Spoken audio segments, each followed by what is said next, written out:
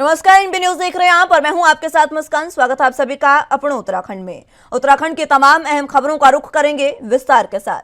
खबर आपदा प्रदेश कहे जाने वाले उत्तराखंड से है, जहां देहरादून, पौड़ी समेत टिहरी में बादल फटने से कई जगहों पर विकराल रूप ले लिया है, जिसकी वजह से पहाड़ी इलाकों में जीवन काफी अस्त व्यस्त नजर आ रहा है। आपको बता दें कि प्रदेश में आपदा के चलते अब तक 4 लोगों की मौत हो गई है, साथ ही 13 लोग भी लापता बताए जा रहे हैं। इतना ही नहीं, उत्तराखंड में बारिश के कहर की वजह से 12 लोग गंभीर रूप से घायल भी हैं, जिनको एयरलिफ्ट कर अस्पताल में भर्ती कराया गया है। प्रदेश में भारी बारिश की वजह से अब तक 34 मकान क्षतिग्रस्त होने के साथ साथ 73 पशुओं की मौतें भी हो चुकी है।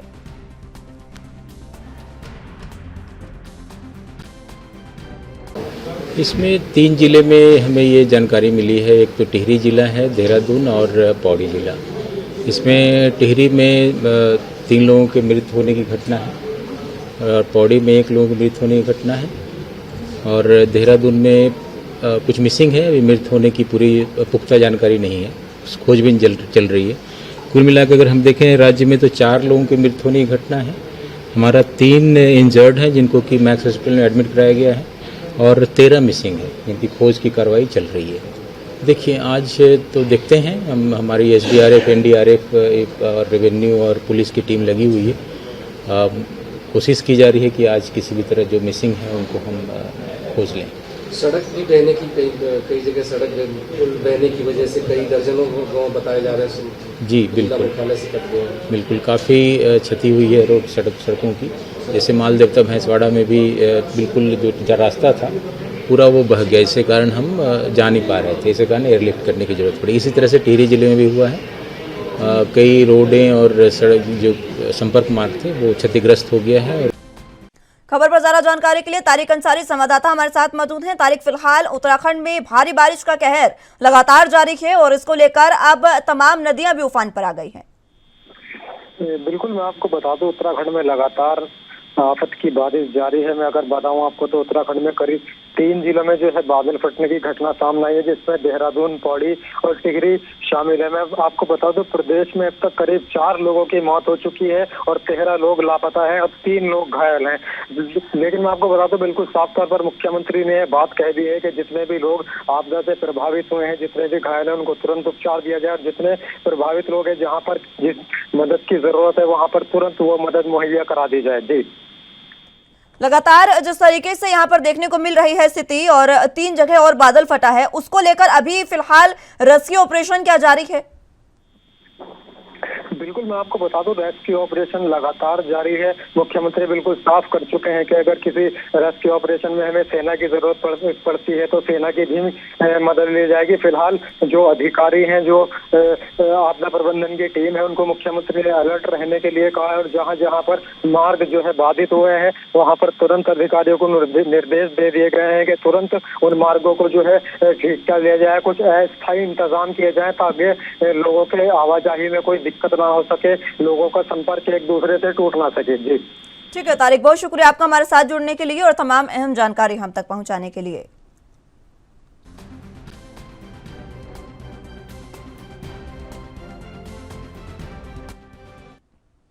देहरादून के रायपुर क्षेत्र के कुमाल देवता के वर्षा प्रभावित क्षेत्रों में सीएम पुष्कर सिंह धामी ने स्थलीय निरीक्षण किया। सीएम धामी ने कहा कि सड़कों, पुलों, घरों और कुछ रिजॉर्ट्स को बहुत नुकसान हुआ है। मैंने स्थानीय प्रशासन को सड़क संपर्क और अन्य सेवाओं को बहाल करने का निर्देश दिया है। मैं लोगों से भारी बारिश की चेतावनी के मद्देनजर यात्रा से बचने की अपील करता हूं।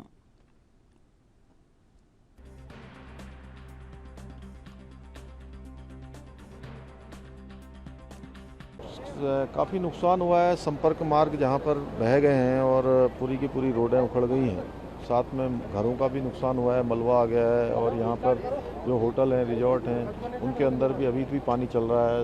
वाहनों का भी नुकसान हुआ है और इसके साथ साथ पुल इत्यादि भी बह गए हैं। अभी हम लोग सब जगह का निरीक्षण करने के बाद क्योंकि इसका आकलन भी कर रहे हैं और जल्दी से जल्दी स्थिति सामान्य हो।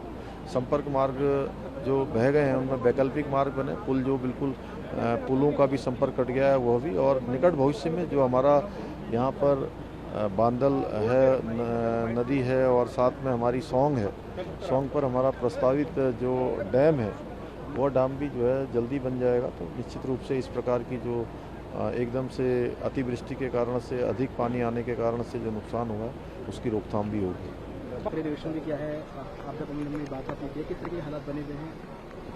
अतिवृष्टि के कारण से काफ़ी जगह पर मलबा आ गया है, काफ़ी जगह पर जो संपर्क मार्ग हैं वो कट गए हैं। एक हमारा थानों जो मार्ग है, इस मार्ग का पुल भी जो है एक कोना उसका बह गया है। तो हम कोशिश कर रहे हैं कि जल्दी से जल्दी जो बचाव के काम है वो सबसे जल्दी हों। लोगों को जो ज़रूरी मूलभूत आवश्यकताएं हैं, उनकी ज़रूरत है, वो सब हम पूरी करें। और साथ ही साथ देहरादून जिले में बादल फटने के बाद सूचना पर एसडीआरएफ की टीम मौके पर पहुंची। घटना के बाद गांव में फंसे सभी लोगों का बचाव कार्य जारी है। इस बीच मौसम विभाग ने कई जिलों में भारी बारिश की चेतावनी दी है। मौसम विज्ञान केंद्र के निदेशक और वरिष्ठ मौसम वैज्ञानिक विक्रम सिंह ने बताया कि अगले 24 घंटे में देहरादून बागेश्वर के कुछ इलाकों में भारी बारिश की संभावना है।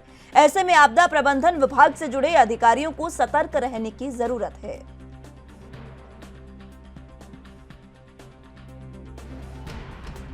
नमस्कार, मैं विक्रम सिंह, निदेशक मौसम केंद्र देहरादून से। उत्तराखंड के लिए मौसम की बात करें, आज 20 तारीख अगस्त की हो गई है और जो पिछले 24 घंटे रहे हैं उसमें अच्छी बारिश प्रदेश में देखने को मिली है। और जो मानसून है वो करीब करीब विग्रस रहा है और जहाँ तक हैवी या वेरी हैवी रेन है वो कुछ जगहों तक में जो है वो मिली हैं प्रदेश में। और एक्सट्रीमली हैवी रेन बात करें तो देहरादून डिस्ट्रिक्ट में वो रही है एकाध जगहों में। तो इस तरह की एक्टिविटी रही है। और आगे अगर आज की बात करें तो आज भी आप देखेंगे जो हल्की से मध्यम बारिश है पहाड़ों में खासकर देखें तो वो ज़्यादातर जगहों में मिल जाएगी। और जहाँ तक प्लेन्स की बात है तो वहाँ कुछ जगहों में आप कह सकते हैं हल्की मध्यम बारिश मिलेगी उत्तराखंड में। इसके साथ अगर भारी या बहुत भारी बारिश की बात करें तो वो भी कहीं कहीं पर मिलेंगी, जिसमें कि विशेषकर अगर डिस्ट्रिक्ट्स की बात करें तो इसमें देहरादून, टिहरी और जो अंदर के डिस्ट्रिक्ट है जिसमें कि उत्तरकाशी, चमोली, पिथौरागढ़, रुद्रप्रयाग और बागेश्वर है, तो इनमें हैवी से वेरी हैवी रेन। पहाड़ों में हो रही भारी बारिश ने मैदानी इलाकों में नदियों के किनारे रहने वालों की चिंता बढ़ा दी है। हरिद्वार में उफनाई गंगा खतरे के निशान से 294 मीटर के पार पहुंच गई है। भारी बारिश के चलते गंगा में आ रही सिल्ट और टूटे पेड़ों के चलते भीमगौड़ा बैराज से उत्तराखंड गंगा नहर को बंद करना पड़ा, जिसके चलते गंगा की मुख्य धारा में पानी छोड़ा जा रहा है। गंगा किनारे रहने वालों को अलर्ट कर दिया गया है, तो वहीं बाढ़ चौकियों पर विशेष नजर रखी जा रही है। अधिकारियों के अनुसार बारिश बढ़ी तो हालात और खराब हो सकते हैं।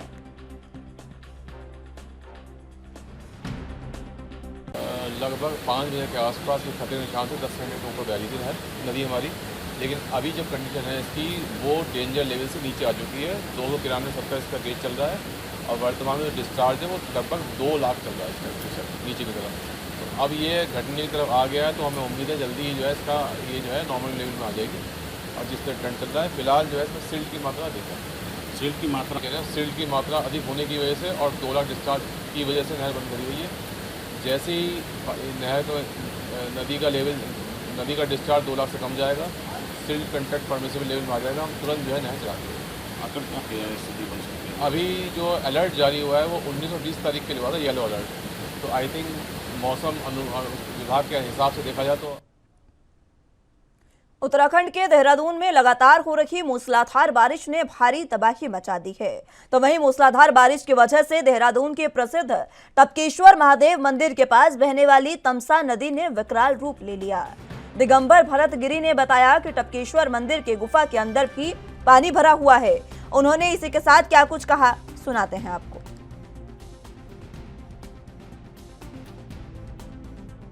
मेरा नाम है दिगंबर भरतगिरी और करीबन ये नदी आई है 5:30 बजे और हम लोग बाहर निकले, देखते कि गुफा में भी पानी आ रहा है। बाद में तो ऐसा हाल हुआ कि हमें गुफा से भी बाहर निकलना देखने के लिए, तभी अपने आप को संभलते हुए निकलना पड़ा, क्योंकि पानी का फोर्स इतना था, शिवलिंग को भी क्रॉस करते हुए नीचे निकल गया। गुफा के अंदर के मंदिर है, सबके अंदर अभी रेता भरा है, पूरा लबालब पानी भरा हुआ है। और ये जो बाहर का हिस्सा है जो काल भैरव है, इस गेट को पार करके जाना हमें मुश्किल हो रहा था, क्योंकि पांव जो तो उठ रहे थे, पानी का इतना फोर्स था। नदी तो थी लेकिन ऊपर की ओर इतना पानी, आज हम कहते हैं कि ये 100 साल बाद पानी आया होगा इतना गुफा के अंदर। इससे भी करीबन 26-27 साल हो रहे। मैंने भी देखा पानी उछाल खा लिए गेट तक आया हुआ है, लेकिन इस भगवान को क्रॉस करते। उत्तराखंड में भारी बारिश से नदी नाले उफान पर बह रहे हैं।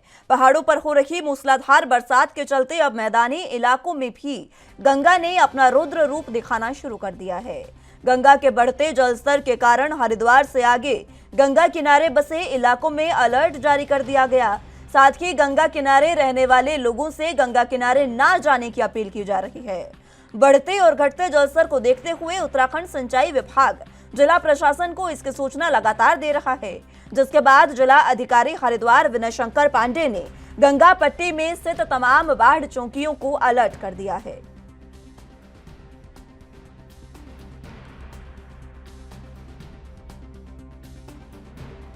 जिला प्रशासन संपर्क में है लगातार? हाँ, पूरी तरह से। अच्छा, कहीं आगे किसी गांव को खतरा है? वो उत्तर शायद जिला प्रशासन ज़्यादा बेहतर दे पाएगा यहाँ का लोकल। अच्छा, हाल फिलहाल की स्थिति क्या है सर? आज तो अभी अलर्ट तो है, 19-20 का है, आज 20 तारीख है।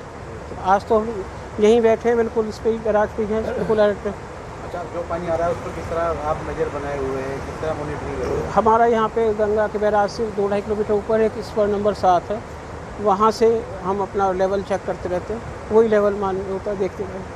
गंग नहर भी बंद कर दी गई है जो उसका? हाँ, वो हमारा जो इसको नहर को चलाने का मैनुअल के हिसाब से जब 2 लाख से ज़्यादा पानी होता है और सिल्ट एक निर्धारित सीमा से अधिक होती है तो इसको बंद करने के वो है।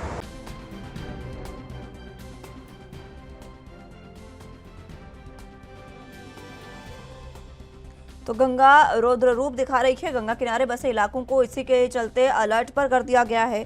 आपको बता दें कि लगातार हो रही बारिश से तमाम लगभग नदियां उफान पर है, जिसके बाद अब उत्तराखंड में पहाड़ों पर मूसलाधार बरसात के चलते मैदानी इलाकों में भी गंगा ने अपना रुद्र रूप दिखाना शुरू कर दिया है।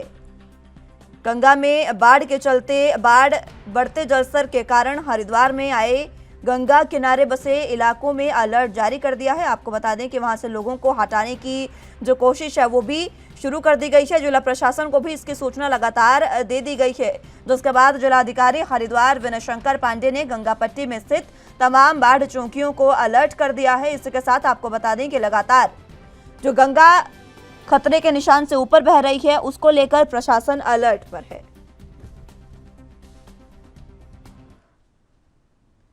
उत्तराखंड के देहरादून में एसटीएफ को यूके एसएससी भर्ती परीक्षा की जांच के साथ साथ अब सचिवालय रक्षा के कनिष्ठ सहायक, जुडिशरी की परीक्षा और उत्तराखंड फॉरेस्ट गार्ड भर्ती परीक्षा की जांच भी सौंप दी गई है। इस मामले में डीजीपी अशोक कुमार ने कहा कि फॉरेस्ट गार्ड में ब्लूटूथ डिवाइस से नकल करने के मामले में पुलिस के द्वारा ही कार्रवाई की गई थी, तो वहीं पुलिस यूके SSSC भर्ती परीक्षा की जांच के लिए इन दोनों भर्ती परीक्षाओं की जांच भी एसटीएफ द्वारा की जाएगी।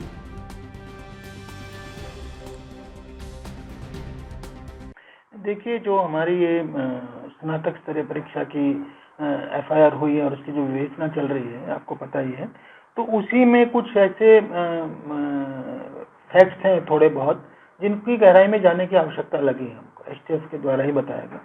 तो फिर हमने कहा कि इसकी भी जांच की जाए और अगर इसमें ऐसा बनता है कि यहाँ भी क्राइम हुआ है, घोटाला हुआ, तो उत्तराखंड के देहरादून में 2011 में हुई जनगणना के बाद 2 साल का कोरोना काल गुजर चुका है और वहीं अब 2022 के सितंबर महीने में प्रदेश में एक बार फिर से जनगणना का कार्यभार प्रारंभ होने जा रहा है।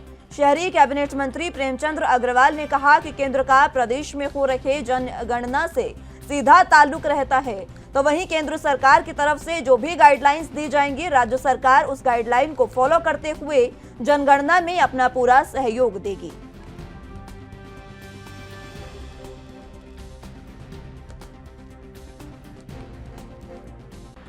पहली बात तो ये है कि आप जानते हैं 2011 पे जनगणना हुई थी और 2021 में फिर होनी थी। 2 साल हमारे कोविड के निकले, आप जानते ही हैं। उस नाते जनगणना का कार्य प्रारंभ नहीं हुआ, लेकिन अब सितंबर माह से कभी भी, क्योंकि वैसे आप जानते हैं ये केंद्र सरकार का सीधा विषय रहता है और हम लोग तो उसमें एक सहयोग की भावना से हम लोग काम करते हैं। और हमें ऐसा अंदाज़ लग रहा है कि सितंबर से प्रक्रिया शुरू होगी। जैसे जैसे वहाँ के डायरेक्शन होगी उसके आधार पर हम कार्रवाई करेंगे।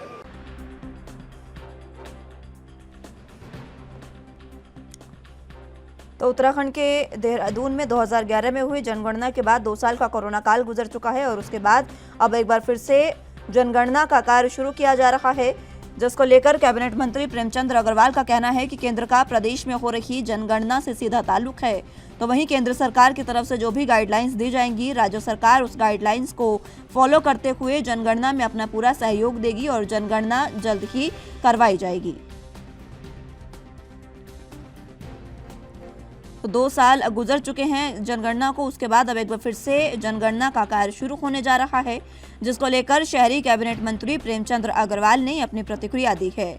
अपनी प्रतिक्रिया में उन्होंने केंद्र का प्रदेश में हो रहे जनगणना से सीधा ताल्लुक है ये कहा और इसी के साथ उन्होंने अपनी बात को आगे बढ़ाते हुए कहा कि जो भी गाइडलाइंस केंद्र की ओर से दी जाएगी उस गाइडलाइंस को फॉलो करते हुए उत्तराखंड में जनगणना जो है उसका काम पूरा किया जाएगा।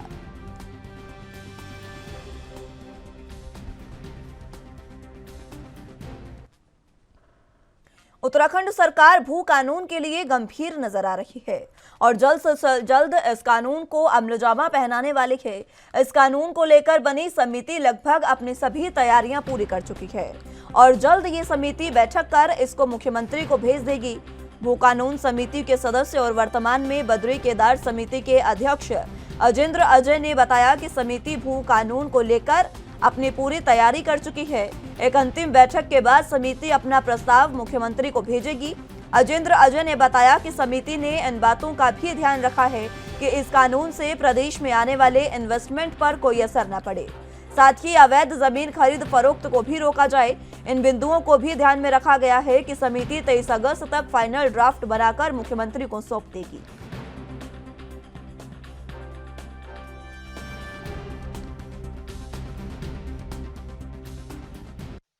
देखिए, आज की बैठक में हम लोगों ने जो भू कानून को लेकर के जो विभिन्न जो स्टेक होल्डर्स हैं और अन्य जो संगठन है उनकी तरफ से जो भी सुझाव आए थे और जो कुछ विशेषज्ञों की तरफ से भी कुछ। पूरे प्रदेश में 15 जून के बाद जहां नदी नालों के खनन कार्यों पर रोक लगा दी गई है, तो वहीं चंपावत के टनकपुर क्षेत्र में शारदा नदी से लगे उचौली गोठ इलाके में 28 हेक्टेयर खनन क्षेत्र में अवैध खनन का भंडारण कर खनन सामग्री मजदूरों द्वारा छनवा कर बेचे जाने के साक्ष्य को दर्शाती हुई क्लिप टनकपुर इलाके में सोशल मीडिया पर वायरल हो रही है। तो वहीं वायरल वीडियो सामने आने के बाद अब स्थानीय प्रशासन अलर्ट मोड पर आ गया है, साथ ही मामले को लेकर कार्रवाई की बात की गई है।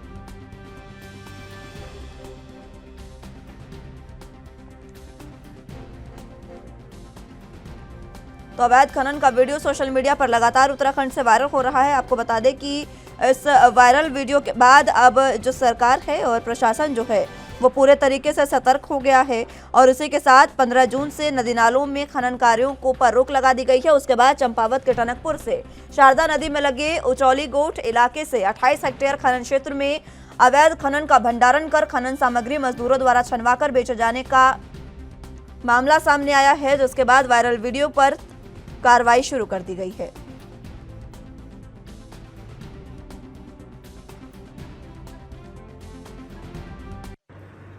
ग्राम सभा उचौली गोठ में अवैध खनन से संबंधित कुछ सोशल मीडिया के माध्यम से कुछ तस्वीरें और कुछ वीडियोस हमारे संज्ञान में आए हैं। इसमें मेरे द्वारा उस स्थल का आज ही राजस्थान के जालोर में शिक्षक की पिटाई से दलित छात्र की मौत को लेकर एससी समाज में रोष व्याप्त है, जिसको लेकर कांग्रेस एससी विभाग के जिलाध्यक्ष इंद्रपाल आर्य ने तहसीलदार के जरिए राष्ट्रपति को संबोधित ज्ञापन सौंपा।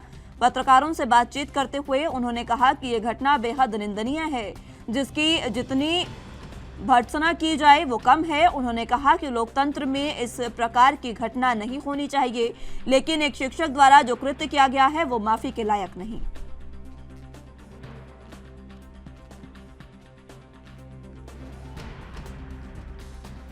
तो राजस्थान के जालोर में शिक्षक की पिटाई से दलित छात्र की मौत का मामला सामने आया है। आपको बता दें कि ऐसे समाज में इसको लेकर रोष व्याप्त है और लगातार ऐसे समाज जो है वो इसमें कार्रवाई की बात कर रहा है। और इसी को लेकर कांग्रेस ऐसे विभाग के जिलाध्यक्ष इंद्रपाल आर्य ने तहसीलदार के जरिए राष्ट्रपति को संबोधित ज्ञापन सौंपा। पत्रकारों से बातचीत करते हुए उन्होंने कहा कि यह घटना बेहद निंदनीय है, जिसकी जितनी भी आलोचना की जाए वो कम है। और इसी के साथ उन्होंने कहा कि लोकतंत्र में इस प्रकार की घटना नहीं होनी चाहिए, लेकिन शिक्षक द्वारा जो काम किया गया है वो माफी के लायक नहीं। तो पिछले महीने जो राजस्थान में और खुलना तहसील में जो घटना हुई थी, एक विद्यालय में 8 साल के बच्चे को इस बेरहमी से दरिंदगी से मारा गया कि उसकी मौत 13/8 को हो गई। तो उसको लगातार ऐसे घटना जो लगातार बढ़ रही है, उसके विरुद्ध हम ये मांग रखते हैं कि राष्ट्रपति मुहिम को हमने ज्ञापन भिजवाया है और तहसीलदार के माध्यम से हमारी मांग है कि ऐसे व्यक्ति के ऊपर कड़ी से कड़ी कार्रवाई हो। और जो पूरा देश का माहौल बिगाड़ने में लगा हुआ है और ऐसी मानसिकता व्यक्ति के ज़्यादा लेकिन मुंह बोल उठा के आ रहा है। लेकिन लालकुआ नगर पंचायत के ईओ के खिलाफ नगर पंचायत क्षेत्र के सभी सभासदों ने मोर्चा खोल दिया है। सभासदों ने अधिशासी अधिकारी पर विकास कार्य न कराने और उचित सम्मान न दिए जाने का आरोप लगाया। साथ ही उन्होंने विधायक डॉक्टर मोहन बिष्ट को ज्ञापन देकर 1 हफ्ते के भीतर अधिशासी अधिकारी को हटाने की मांग की है।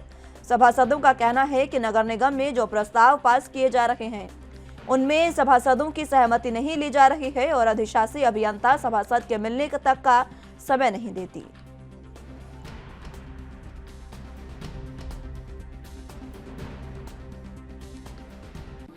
लालकुआ नगर पंचायत की अधिशासी अधिकारी सुश्री पूजा जी द्वारा हमेशा नगर पंचायत लालकुआ में जब से उनने अपना चार्ज लिया है तब से सभासदों की अनदेखी कर रही हैं। अगर हमारा कोई भी विकास का कार्य होता है उस एजेंडे को छोड़ के 3 बोर्ड की मीटिंग में उनने अटेंड कर चुकी हैं। 3 बोर्ड की मीटिंग में करीब हमारे 50 से 60 प्रस्ताव पारित हुए हैं। उसमें से अगर 10 भी विकास कार्य उन्होंने किए हैं तो वो धरातल में दिखा दें, वो हमें दिखाते हैं, हम पीछे हट जाएंगे। आज के लिए आप हमारा साथ नहीं देंगी तो नगर पंचायत में आप नहीं रहेंगी। बहुत से अच्छे अधिकारी हैं नगर पंचायत लालकुआ के लिए। उत्तराखंड सरकार ने बहुत से ऐसे अधिकारी दिए हैं जो नगर पंचायत लालकुआ में काम कर सकते हैं। इससे पूर्व भी पहले के जो अधिशासी अधिकारी थे उनके द्वारा बहुत विकास कार्य किया गया, लेकिन हमारा दुर्भाग्य है ऐसा अधिशासी अधिकारी हमें मिला है जिसके आने के बाद इस नगर पंचायत में सारे कार्य चौपट होने लगे हैं। शायद लालकुआ के सम्मानित जो पार्षदगण हैं, वार्ड मेंबर्स हैं, इन्होंने आज मेरे पास आए हैं ज्ञापन लेके, जिसमें इनके द्वारा अधिशासी अधिकारी को लेकर कुछ नाराजगी व्यक्त की है, उनकी कार्यशैली को लेकर और विकास कार्यों में समय न दे पाने को लेकर इनकी शिकायत आई है। मैंने अभी उनसे बात भी की है अधिशासी अधिकारी से और उनको कहा है कि जनप्रतिनिधियों का सम्मान करें और जनता हेतु जो कार्य किए जाने हैं उनको तत्काल करें और जो भी इन लोगों की नाराजगी है उसको दूर करने का प्रयास करें। मैं समझता हूँ कि गतिरोध खत्म हो जाएगा और ये सब लोग आपस में जो है इसमें जो है। हरिद्वार में स्वास्थ्य सेवाएं बेहाल हैं। जिला अस्पताल में भी मरीजों की लंबी कतारें लग रही हैं। यहां सिर्फ एक फिजिशियन होने के चलते मरीजों को घंटों इंतजार करना पड़ रहा है।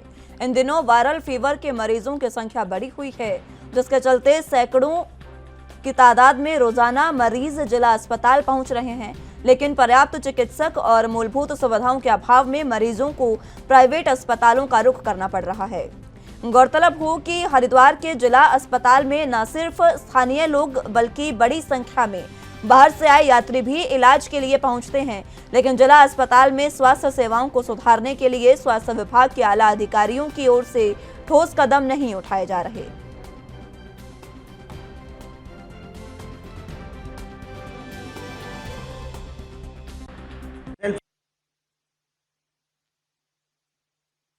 वायरल फीवर जैसा आप कह रहे हैं, वायरल फीवर में कोई अतिरिक्त व्यवस्था की ज़रूरत नहीं पड़ती है। सामान्य बुखार, जुकाम, खांसी के मरीज आते हैं, इनकी पर्याप्त दवाएं स्टॉक में उपलब्ध है, इनको दवा दे दी जाती है। किन्हीं को 4 दिन 5 दिन के बाद अगर ज़्यादा तबीयत ख़राब होती है तो भर्ती करके सामान्य दवा से ही ठीक होता है। पहले मरीज़ तो 400 सवा 400 से ज़्यादा मरीज आ रहे हैं। इसमें विगत 2-3 दिन स्वतंत्रता दिवस और संडे और रक्षाबंधन की छुट्टी का भी असर रहा होगा। जो बैकलॉग के मरीज़ हैं वो भी आए हैं, तो आज भी भीड़ अच्छा खासा है। तो आज भी मैं मानता हूँ 500 के। अल्मोड़ा जिले के विकासखंड सल्ट में देघाट में स्वतंत्रता आंदोलन में शहीद हुए हीरामणि और हरिकृष्ण का भावपूर्ण स्मरण किया गया।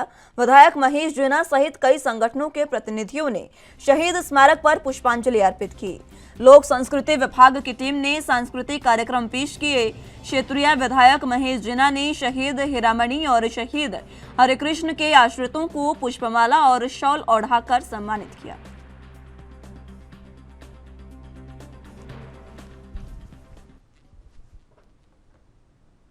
फिलहाल के लिए मेरे साथ बस इतना ही। तमाम अहम खबरों के लिए आप देखते रहे ANB न्यूज़।